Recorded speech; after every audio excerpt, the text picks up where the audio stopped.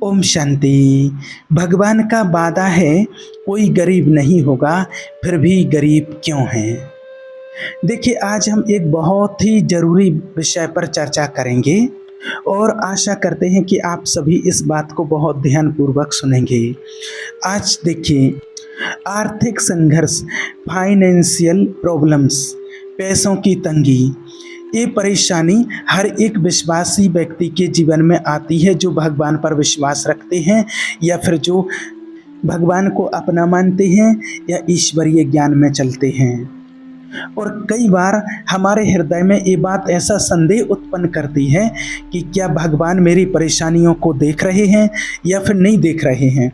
बहुत से लोग जो भगवान में विश्वास रखते हैं और आस्था रखते हैं वो पूछते हैं कि मैं भगवान को संपूर्ण रीति से मानता हूँ, विश्वास करता हूँ, प्रार्थना करता हूँ और मंदिर जाता हूँ, मेडिटेशन करता हूँ, ज्ञान में चलता हूँ, उसके बाद भी फिर भी मैं आर्थिक रूप से क्यों जूझ रहा हूँ, फिर भी मेरे पैसों की तंगी क्यों नहीं ख़त्म हो रही है और मैं आर्थिक रूप से ठीक क्यों नहीं हो पाता, क्यों नहीं हो पाती हूँ। क्या आपने भी कभी ऐसा महसूस किया है? आइए आज हम जानते हैं। देखिए, सबसे पहले तो हम ये समझते हैं कि क्या धन बुरा है। इसका उत्तर है नहीं। धन बुरा नहीं है, बल्कि एक साधन है जिसके द्वारा हम लोग अपने जीवन को चलाते हैं। एक बात याद रखना कि धन का प्रेम सब प्रकार की बुराइयों का मूल है। हम और आप सब इस बात से सहमत होंगे कि हम पैसों की ज़रूरत हमें होती है और पैसों से कई मुसीबतें ठीक की जा सकती हैं या फिर हल की जा सकती हैं। मगर कई बार ऐसा होता है कि जब हम अपने जीवन में पैसा ज़्यादा कमाने की सोचते हैं या फिर पैसा कमाने पर ज़्यादा ध्यान देते हैं तो हम पैसे को ही पूजने लग जाते हैं, पैसे को ही अपना भगवान मान लेते हैं और हमारी जो प्राथमिकता है वो पैसे की तरफ ज़्यादा चली जाती है। यहाँ पर हमें एक बात समझने की ज़रूरत है कि धन बुरा नहीं है, बल्कि धन से प्रेम करना, धन का लोभ करना ये बुरा होता है। धन के लिए पूरे जीवन को समर्पित करना बुरा होता है। धन से प्रेम करना यही समस्या है। धन को अपना भगवान बना लेना यही पाप है। धन को उपयोग करो, धन को सब कुछ मत समझो। भगवान की प्राथमिकता क्या है वो समझो।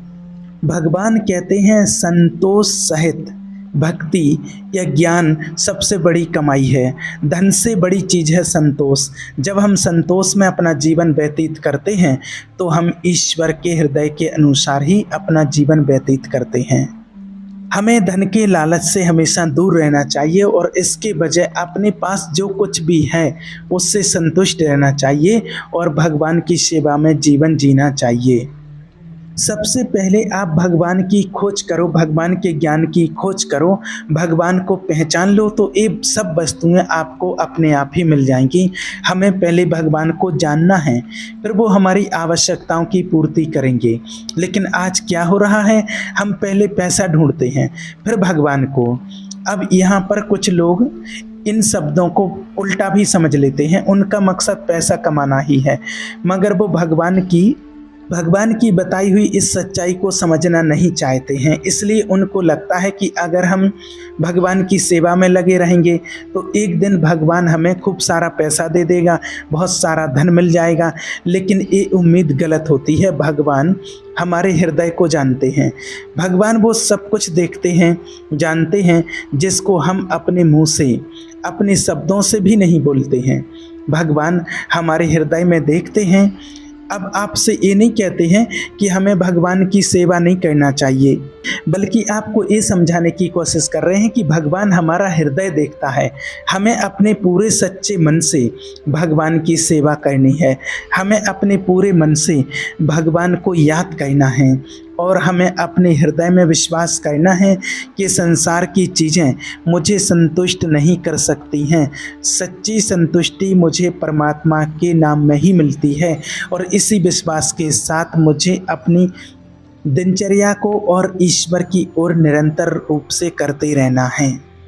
भगवान की सेवा रोज करनी है और वो एक ईश्वर ही है जो मेरा भरण पोषण करेंगे। वही मेरी सारी ज़रूरतों को पूरी करेंगे और भगवान ही मेरी सारी परेशानियों में मेरे साथ खड़े रहते हैं। मगर हमें ये भी समझना है कि कभी कभी आर्थिक संघर्ष भगवान की योजना भी हो सकती है। याद रखना कि भगवान जिनसे सच्चा प्रेम करते हैं उन्हें कभी कभी वो ताड़ना भी देते हैं। भगवान हमें आर्थिक संघर्ष से होकर के निकालते हैं। अधिकतर भगवान हमें ऐसी परिस्थितियों से होकर के गुजारते हैं जिससे हमारा जीवन और बेहतर हो सके। वो हमें एक नए भविष्य के लिए तैयार करते हैं।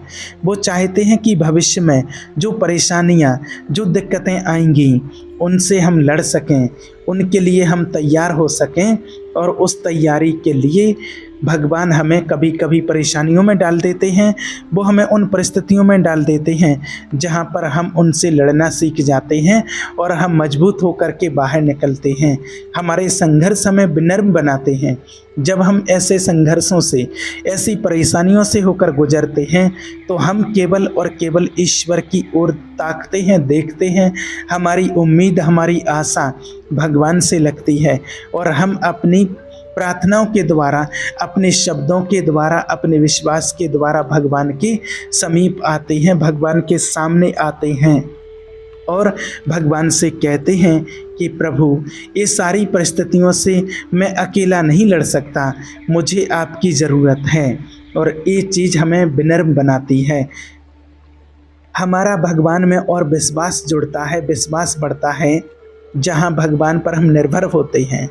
लेकिन रुकिए, कभी कभी आर्थिक संकट का कारण हमारा पाप भी हो सकता है। ये भी बिल्कुल सत्य है कि कई बार हम आर्थिक संकट में इसलिए गिरते हैं क्योंकि हम कुछ ऐसे निर्णय लेते हैं जो हमारे भविष्य को बर्बाद कर देता है। कुछ उदाहरण इस प्रकार हैं। हम ज़रूरत से ज़्यादा खर्च करते हैं, हम बजट नहीं बनाते हैं, हम आलसी हो जाते हैं और कभी भगवान के लिए दान नहीं करते हैं। जब हम परिश्रम करते हैं तो वो योजनाएं हमें लाभ पहुंचाती हैं, परंतु शीघ्रता करने वाला घाटा उठाता है। हमें हमारा खर्च करने से पहले कुछ योजनाएं बनानी चाहिए, प्लान बनाने चाहिए कि हमारी कितनी इनकम है और हम कितना खर्च करने जा रहे हैं। हमें हमारी इनकम के अनुसार ही खर्च करना चाहिए। यदि हम अपनी इनकम से ज़्यादा खर्च करते हैं तो ये जाहिर है कि हम आर्थिक तंगी से होकर के गुजरेंगे। बिना योजना के खर्च और जल्दबाजी में लिए गए निर्णय हमारे धन को नष्ट करते हैं। भगवान हमें क्या सिखाते हैं? कहते सबसे पहले परिश्रम करो। याद रखना कि जो काम ना करे वो भोजन भी ना करे। जो भगवान के सद्मार्ग पर, उनके पथ पर चलने वाले बच्चे होते हैं वो कभी आलस में नहीं जीते हैं। वो परिश्रम करते हैं, ईमानदारी से कमाते हैं और जो कुछ भी बचत होती है थोड़ा बहुत भगवान के यज्ञ के लिए निकालो। जब हम विश्वास से थोड़ा भी अगर ईश्वर के अर्थ दान देते हैं तो भगवान हमारे लिए आशीर्वाद की वर्षा कर देते हैं और यही परमात्मा पर विश्वास और आज्ञाकारिता का फल होता है। हमेशा आप दान करना सीखो।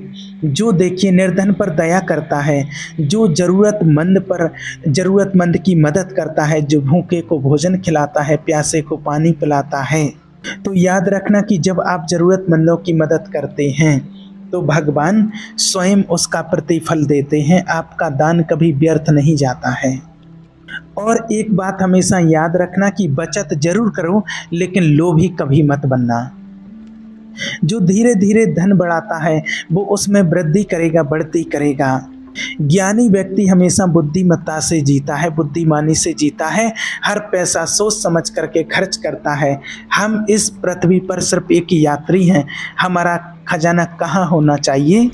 भगवान कहते हैं अपने लिए यहाँ इस दुनिया में धन ज़्यादा बटोरो मत, बल्कि आप स्वर्ग में चलने की तैयारी करो। अपना आने वाला नया जीवन, नया भविष्य अच्छा बनाओ। ज्ञान ही हमारा असली धन है।